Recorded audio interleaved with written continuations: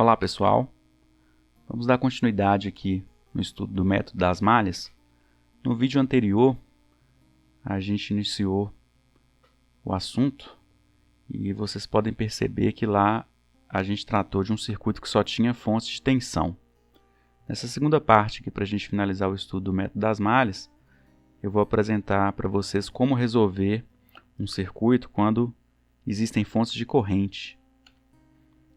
A gente tem duas possibilidades, apenas duas. Eu vou estar mostrando aqui para vocês. Nesse exemplo tem os dois casos. O primeiro que a gente vai tratar é quando eu tenho a fonte de corrente aqui na extremidade do circuito. E o segundo caso é quando a fonte de corrente está compartilhada entre duas malhas. Então vamos lá. Eu vou iniciar aqui a resolução pelo método das malhas da mesma forma que no vídeo anterior. Primeiro passo, eu devo escolher aqui a corrente de cada malha, o sentido da corrente de cada malha e dar nome a essas correntes. A primeira eu vou chamar de IA, a segunda IB e a terceira IC. Lembrando que o sentido adotado aqui de cada corrente, ele é opcional. No meu caso aqui eu adotei as três correntes no sentido horário. Então vamos lá. Como eu tenho ali três incógnitas, eu preciso de três relações para resolver o sistema. Três equações. A primeira, pessoal, é o caso onde eu tenho a fonte de corrente na extremidade do circuito. É o caso mais simples. Vocês vão observar que a relação já é direta, porque ela vem da própria leitura aqui dos símbolos. Vocês vão lembrar que elementos em série possuem a mesma corrente. Então, se a fonte está nos dizendo que ela é de 1 A e ela está em série com aquela resistência R1, a resistência R1 também tem 1 A e a corrente desse ramo aqui seria 1 A, portanto, IA também é igual a 1 A. Então, pessoal, aqui na malha A, como que vai ficar? Por tudo que foi dito, a relação é bastante simples, bastante direta. Eu tenho que IA igual a 1 A,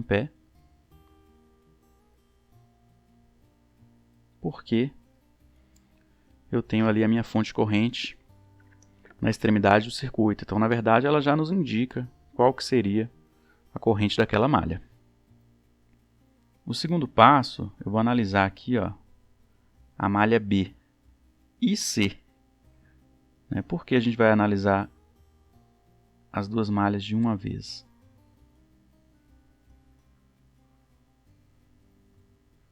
A gente vai fazer isso porque é o caso aqui onde eu tenho a fonte de corrente compartilhada entre duas malhas. Então são dois passos que eu vou adotar.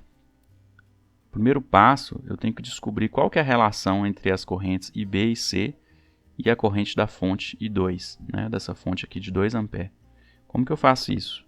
Eu utilizo a lei de Kirchhoff das correntes. Então eu posso optar por aplicar a lei de Kirchhoff das correntes nesse ponto ou naquele. Então vamos aplicar nesse primeiro aqui. Eu tenho que IB chega naquele nó, eu tenho que a corrente IC sai desse nó e eu tenho que a corrente 2 A também sai daquele nó. Aplicando a lei de Kirchhoff das correntes, eu tenho então que IB é igual a IC mais 2. Seria a minha segunda relação. A terceira e última relação que eu preciso obter, a gente usa o seguinte raciocínio aqui. Eu vou aplicar agora a lei de Kirchhoff das tensões, considerando as duas malhas em conjunto. Então eu vou percorrer aqui a parte externa das malhas B e C. Então eu aplico a lei de Kirchhoff das tensões. Como que vai ficar? Eu vou começar aqui da resistência ali de 3 ohms, Então vai ficar 3IB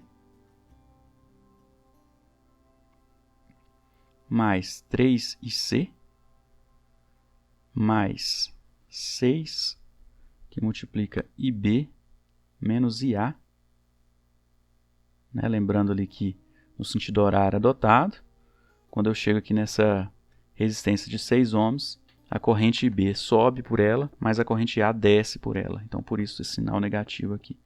E isso vai ser igual a menos 9, porque aqui também no sentido horário adotado, a gente tem aqui uma queda de tensão pela fonte de tensão ao invés de uma elevação. Então, do lado direito da igualdade, a gente ganha um sinal aqui de negativo.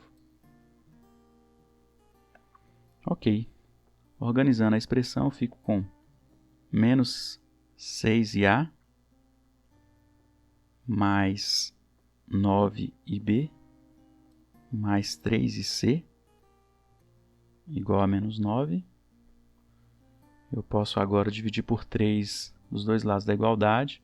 Então, eu vou ficar com menos 2IA mais 3IB mais IC igual a menos 3. Seria a minha equação 3.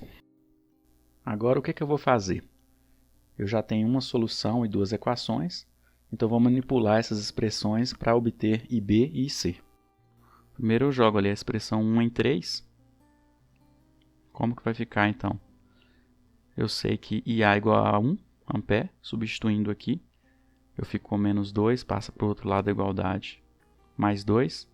Então, eu tenho que 3IB mais IC igual a menos 1. E agora eu vou pegar e utilizar essa expressão 2 e relacionar com essa que eu acabei de obter para achar o valor aqui de uma incógnita. Como que eu posso fazer isso? Aqui, ó, eu tenho que IB menos IC igual a 2. Então, eu posso escrever isso aqui, ó. IB menos IC igual a 2. Eu somo as duas equações. E eu tenho, então, que 4IB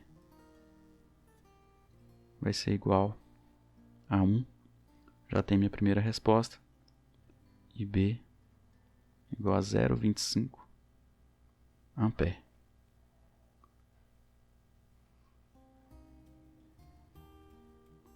Por fim, eu tenho então que IC, avaliando aqui de novo a expressão 2, né? IC vai ser IB menos 2, portanto, IC igual a menos 1,75 ampere.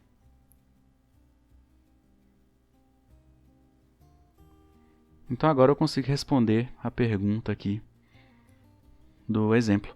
Encontre a corrente e a tensão em todos os elementos do circuito abaixo. Então assim, eu sei que IA, isso aqui não precisava nem de método, né, para descobrir qual que é essa tensão aqui. Esse primeiro elemento é R1, se eu sei que a corrente desse ramo é 1 ampere, por aqui eu tenho essa queda de tensão de 1 volt. V igual a RI, como a resistência é 1 ohm, 1 volt. Aqui, pessoal, nessa parte do circuito, eu só tenho o efeito de IB. IB a gente descobriu que é 0,25. Portanto, aqui sobre a resistência, eu tenho essa tensão aqui de 0,75 volt.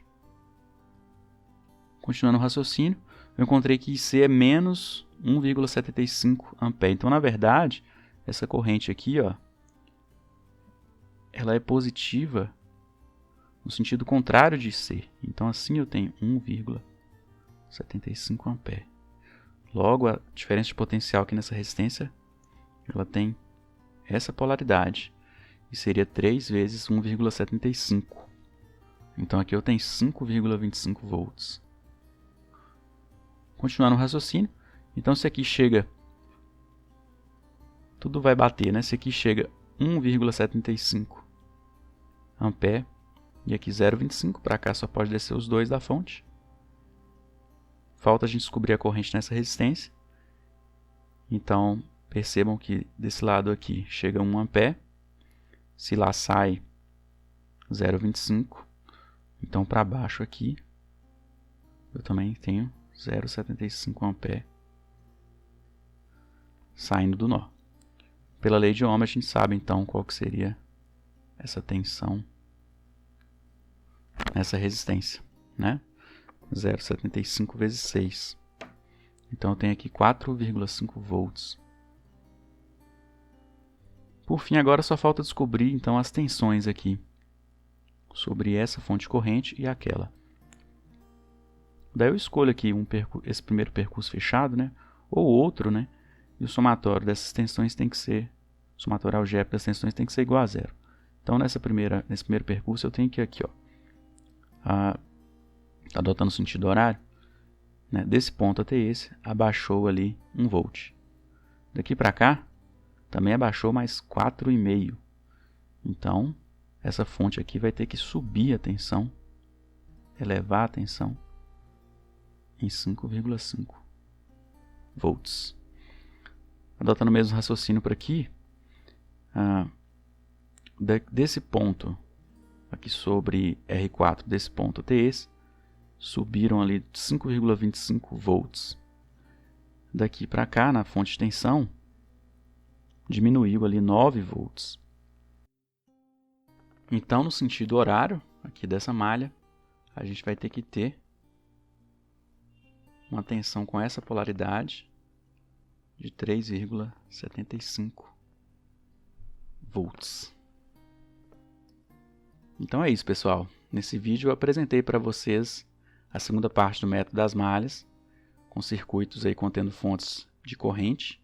O primeiro caso que a gente viu, a fonte de corrente está na extremidade do circuito, então a gente já tem uma solução direta.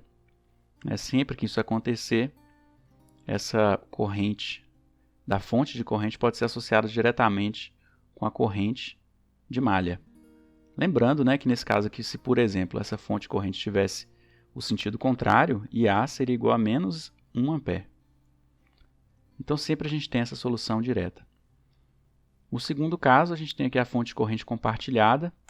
Então eu precisei de 2 etapas, para solucionar esse caso. Eu usei primeiro a lei de Kirchhoff das correntes para relacionar as correntes de malha com a corrente da fonte de corrente. Em seguida, eu uso a lei de Kirchhoff das tensões na parte externa das duas malhas, ou seja, da malha BC, para obter minha outra relação. Como aqui eu utilizo as duas malhas em conjunto, e eu aplico a lei de Kirchhoff das tensões nessa parte externa dessas duas malhas, essa particularidade do método das malhas também é conhecido como supermalha. Ok, pessoal? Então é isso por hoje.